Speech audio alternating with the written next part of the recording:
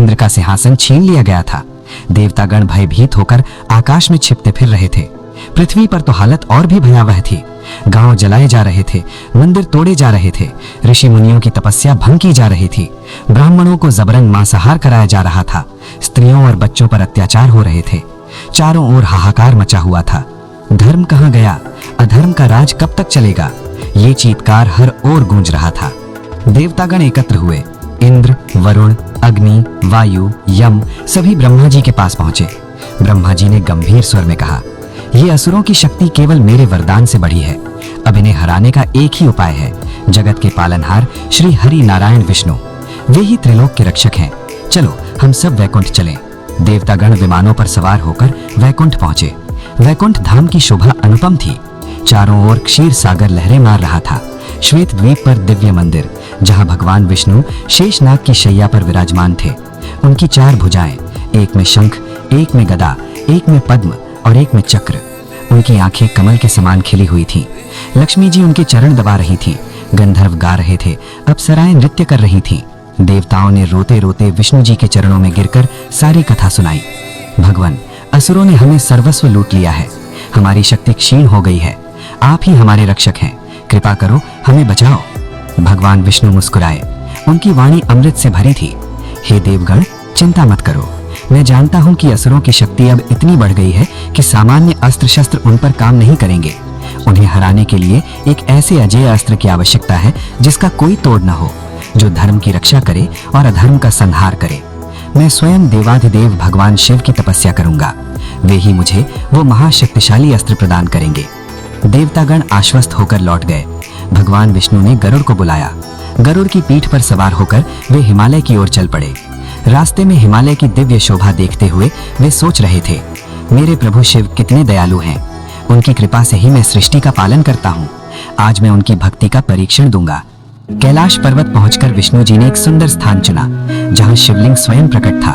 चारों ओर बर्फ की चादर, नीचे गंगा का कलकल नाद, ऊपर बादल छाए हुए थे।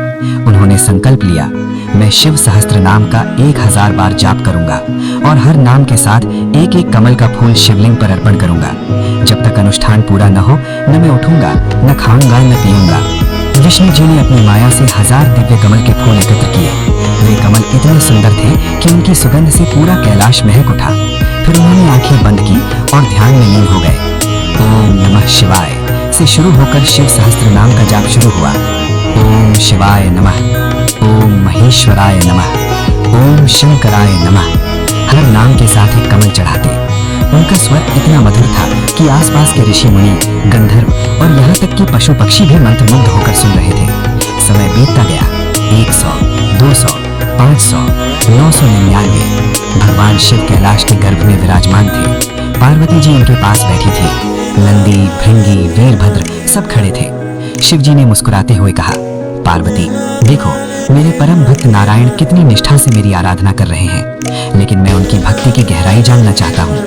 शिव जी ने अपनी दिव्य शक्ति से एक कमल फूल चुपके से गायब कर दिया। अब विष्णु जी के पास 999 कमल ही बचे थे। जब विष्णु जी 1000वें नाम ओम महादेवाय नमः का जाप कर रहे थे, तो उन्होंने हाथ बढ़ाया, लेकिन फूल नहीं मिला। उन्होंने चारों ओर देखा, कमल सारे गिन लिए, एक कमल गायब। उनका हृदय कांप उठा। मेरा संकल्प अधूरा रह जाएगा, तपस्या भंग हो जाएगी, असुरों का संहार कैसे होगा? वे क्षण भर के लिए चिंतित हुए। फिर उन्हें याद आया, मुझे भक्तजन कमल नयन कहते हैं, मेरी आंखें कमल के समान हैं। बिना एक पल भी गवाए उन्होंने अपना दाहिना नेत्र उठाया, एक तीखा बाण लिया जो उनके पास युद्ध के लिए था, और स्वयं ही अपनी आंख निकाल ली। रक्त की धारा बह निकली, लेकिन उनके चेहरे पर वेदना नहीं, केवल भक्ति का तेज था।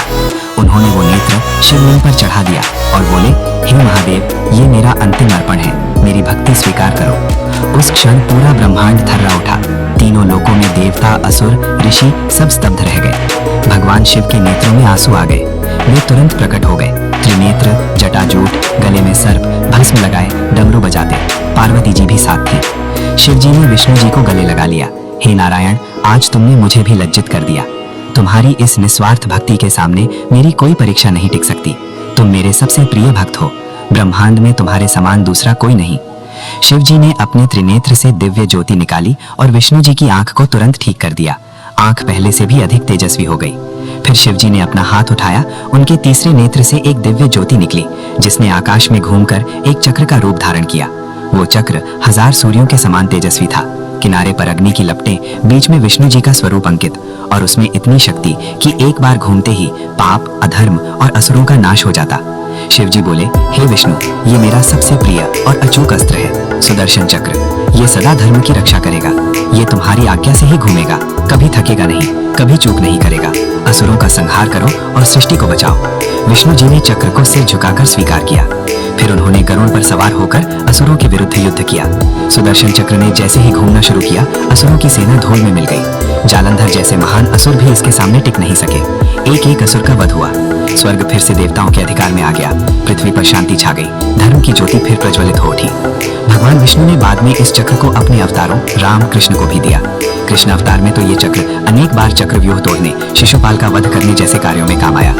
ये कथा हमें सिखाती है कि सच्ची भक्ति में शरीर, धन सब कुछ न्यौछावर कर देने की क्षमता होनी चाहिए। भगवान शिव और विष्णु एक ही हैं, हरि हर एक। अब तुम भी अगर शिव के सच्चे भक्त हो तो कमेंट में हर हर महादेव अवश्य लिखना। जय श्री विष्णु, जय महादेव।